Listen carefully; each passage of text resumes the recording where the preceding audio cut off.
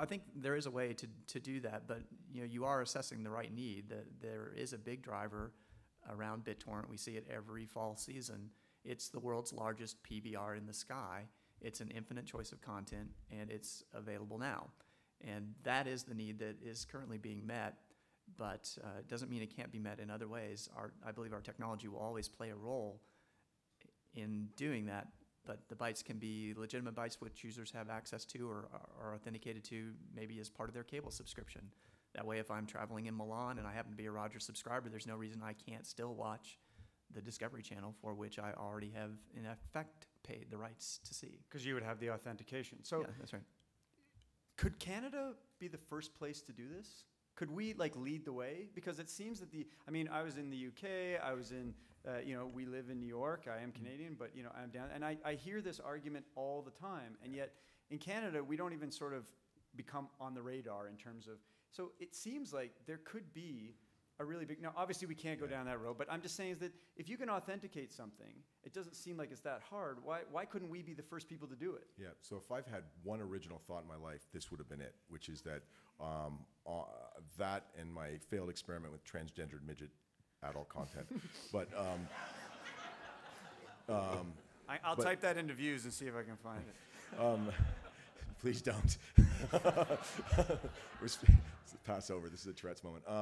So we, which was that we came up with this idea 2.5 years ago, and we started working with. Oh God! And we started. I'm thinking you're requesting it, and he has it. Yeah, now I'm sweating. Don't worry, BitTorrent's being filtered by the ISP. I'm sure you'll get a great rate. We came up with this idea 2.5 years ago, and I'll tell you what we encountered was. Tremendous inertia from our own executives. So saying, nobody knows how the web's going to unfold. Why would we do this here? And then when we actually went out and talked to studios and talked to broadcasters, none of them really were empowered or felt encouraged to be on the leading edge of this type of thing for fear of being on the bleeding edge. Right. And then I think what we realized is that Madison Avenue has to adopt this. So advertisers and networks have to come to the realization, oh, good God.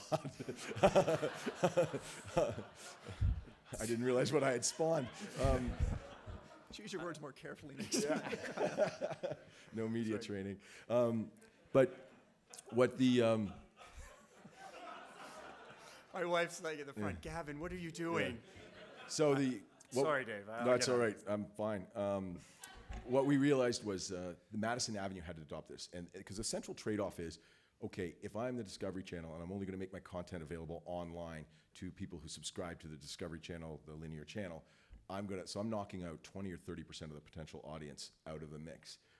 So I have to be guaranteed or have to have comfort that the online advertising revenue that I'm going to generate with 30% of the people missing is going to be buoyed or made up for by the fact that we're preserving that subscription revenue stream. So Time Warner, Comcast are all on side now, Cox, Charter, they've all said that they're going to build this out, that they're going to make entitlement or authentication part of their strategy in terms of broadband video. So really, we couldn't have done this first. Pitching Canada as a test market typically doesn't work because the advertising community and the Hollywood studios themselves are not empowered to sort of be on that. What if it wasn't Hollywood studio content? I mean, there's lots of producers here, and I'm sure they could come to you and say, I'll tell you what, I've got 100 hours of some of the best content. It's out a window. Why don't you put it up and allow BitTorrent to use it? I mean, I think I'll probably end this here because I know we can't really make it go any further. Absolutely. So every day, but it just seems like there's lots of people out there. Like free is the next thing, right? Freemium, and we've got all these websites, and Chris Anderson from Wired is coming out with his book all about free, and there's been excerpts that I've been reading, and it's very interesting.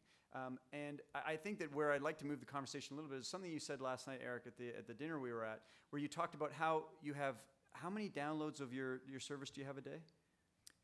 Oh, currently probably just around 300,000 a day. So maybe. you have 300,000 people downloading the app to the thing. Yeah. And you were saying something really interesting, that you could place content in there so that every time someone downloaded it, they would get that content would be sitting there, and you could give priority to that content. So I could pay you to say, you know what, for the next 6 weeks, I want my content, which is Deadliest Catched or whatever, or maybe I've made Gavin's cooking show, and I want that one to download. I could pay you Sure. to make sure it was on 300,000 for a week, and I would know that I would get a certain number of views because it would be the first thing up, right? Yeah, I mean, that would be an out-of-the-box way of embracing the technology for sure. But yeah, I mean, at the end of the day, that's the audience that, in essence, this is an advertising business, right? So why wouldn't like Hollywood studios? Why wouldn't people who are have the next film that maybe went straight to DVD? Why wouldn't they just test that with you? Is it because that you have such a bad name and that they don't want to be associated in any way, shape, or form? I think it really comes down to, and when we developed the DNA business, which is what we called the content delivery service that we built, again, in an effort to try to transition away from the rather toxic BitTorrent brand, at least in the media business, we considered this, right? What is going to be the issues? Price isn't one of them. DNA is free. You can move as many bytes as you want for zero cost. So that has theoretically a lot of value to publishers. But an NBC Universal, for example, someone in, certainly at the board level or at the higher levels, maybe has heard of BitTorrent. They have associated with not a technology, but a den of thieves, and not really understanding the decision that they're making has, in essence, saying, why would I want to distribute a technology? Because if they were pushing their content using this, they would have to distribute the software to make that happen. Why would they want to distribute a client that could then later be used to pirate their content? And to address that, the technology is, while it's the same, it's not on the same network, so to speak. It's a very different client. It can't be used to access the broader BitTorrent content.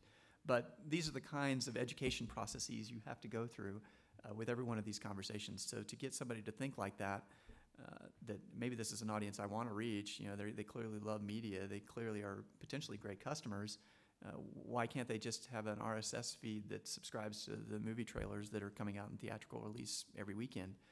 I think these guys clearly love media, and a large portion of them could be converted into paying customers, probably are being converted into paying customers anyway. So I think there's just a long education process, around the toxicity of the brand and the decision-making processes inside a media industry that feels like it's in crisis and points to the boogeyman. That's the challenge.